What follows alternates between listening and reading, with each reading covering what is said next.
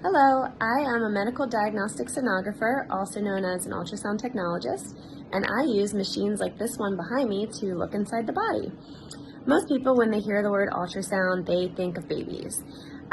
We do scan babies to make sure that they're healthy and growing and have all their parts, but we also do so much more.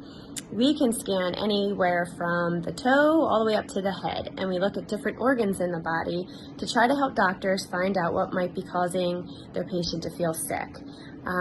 Doctors will use ultrasound a lot as sometimes their first tool to find out what might be causing their patients to be sick, because it's a very easy and quick way to see inside someone's body.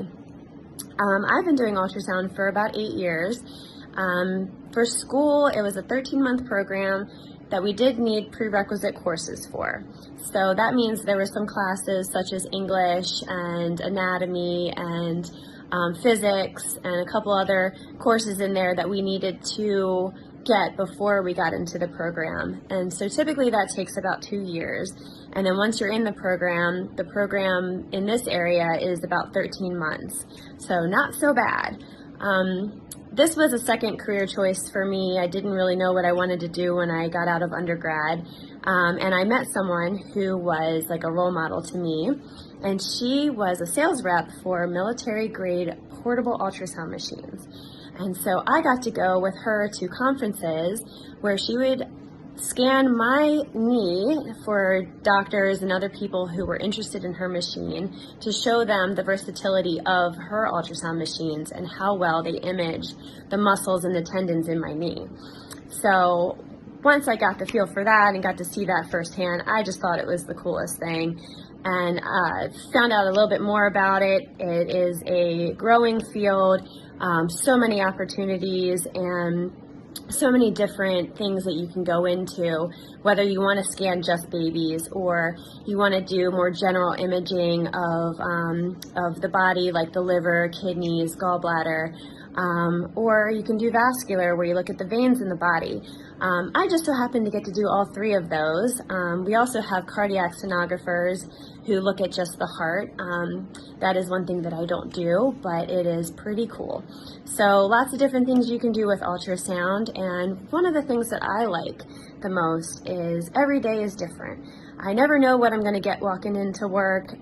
After 8 years, I'm still challenged. There are still things that surprise me, and I have to look into it a little bit more and use my brain power to try to figure out what it is. But ultimately, the radiologists who work with us, we provide the images and the information for them, and they're the ones who get to try to figure out what it is. And it's pretty cool, the collaboration between us and those radiologists. It's just a very great field to be in, and so much knowledge and always learning. So a really cool fact about ultrasound is in 1794, a scientist studied bats to see how the sound waves transmitted from the bats. So if you've ever heard the term echolocation, you might have watched Finding Dory and heard that term. Bats, they fly in the dark, and have you ever tried to walk in the dark? You might run into things. So they use their echolocation to send out sound waves that might bounce off the cave walls or other objects that could be in their way, and that way they don't run into things.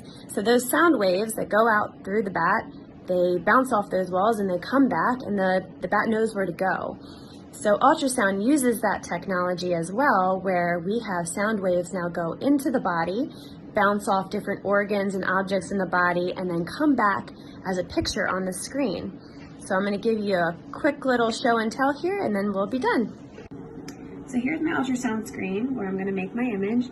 We use this transducer, and this is what will send the sound waves into the body, and we use that gel on top, which we do warm in a warmer for our patients.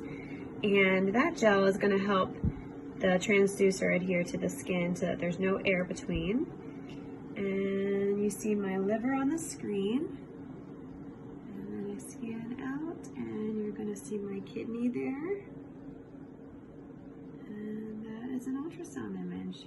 Typically we scan in a dim room so that we can see the image better. This is what we call grayscale, and that's how we make our image. Hope hope you enjoyed.